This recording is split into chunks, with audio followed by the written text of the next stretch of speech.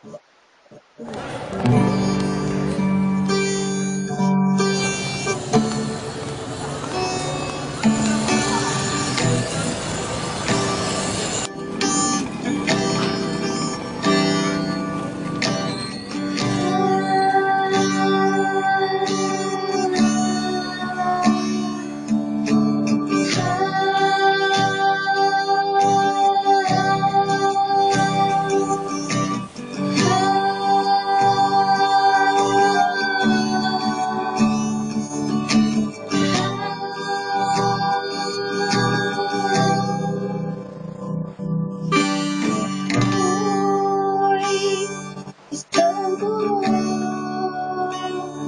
loob ng aking silinarongan, kung saan maririnig ang mga boses ng kabataan, pinagmamatay,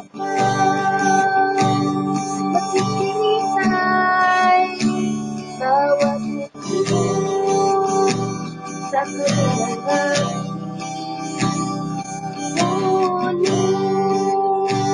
bawat ngiti may mga luhang inilibig. Ano nga bang nangyari sa mga batang ito? Di ba sinabi na nila ang kabataan, ang pag-asa ng bayan? Sino bang dapat ituro? Ako, ikaw, sila o tayo? Sino bang dapat ituro? Ako, ikaw, sila o tayo? May isang estudyante, ang pangalan niya ay Pedro. Ang tatay niya ay nasinggero at pasagotero. Ang nanay niya paghapon nakaupo na lang sa baon na magpapatuloy na katapos ng kolehiyo. Ayun naman si Pepe na di mapasok sa klase. Nung tinanong ko siya sa kanyang mga kaklase, walang sino man sa kanila ang mapapagsabi nila isabi ang lubugin daw na estudyante. Naman nangyari sa mga batang ito? Di ba sinabi na nila ang kabataan, ang pag-asa ng bayan?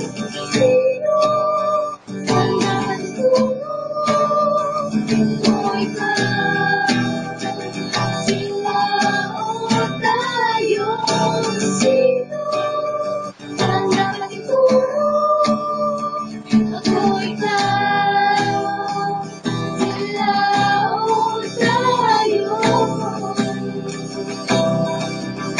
Ito naman ang muling panunay, sinasagdanewas ka na pamilya.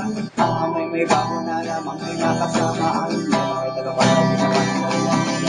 Siya nag-alala sa mga dala, dahil sa edad na ito na siya magiging ina. Baka anak ang magulang lamang sa kanya kapag walang ito, walang kasama ang ama.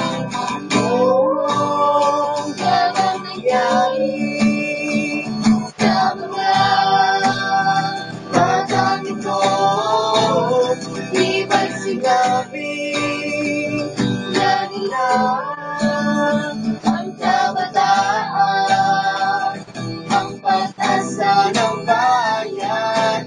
Sino ang dapat ituro? Ako, ikaw, sila o tayo?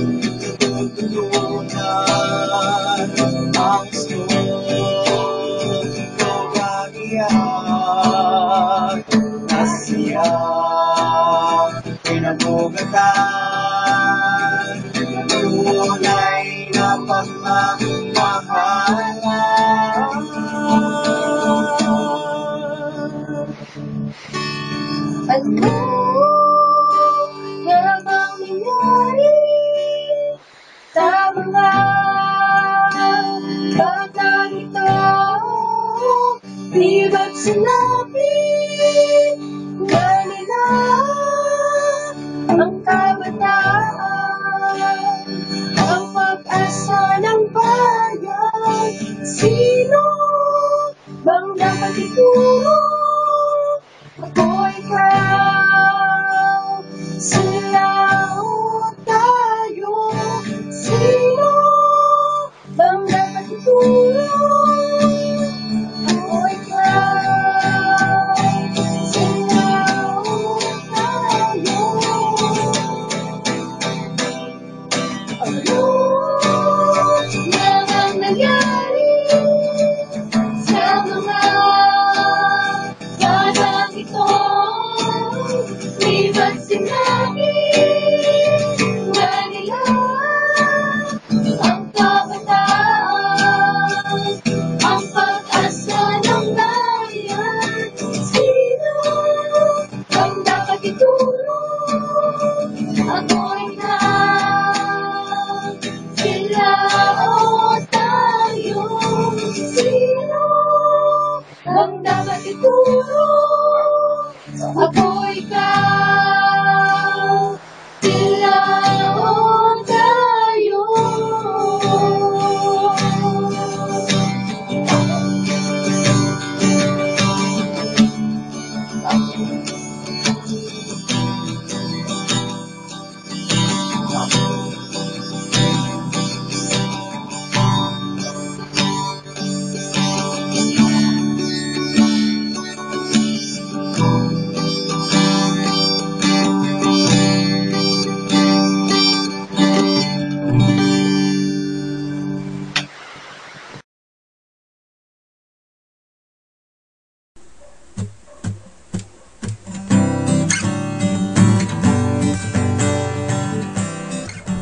Ako, ikaw, sila, tayo.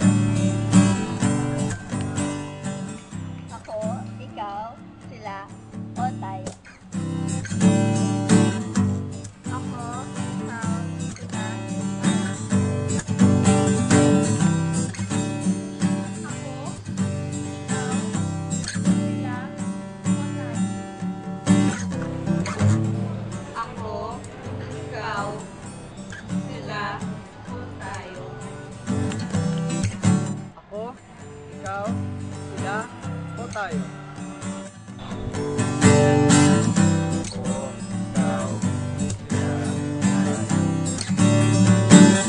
Ako, ikaw, sila, o tayo.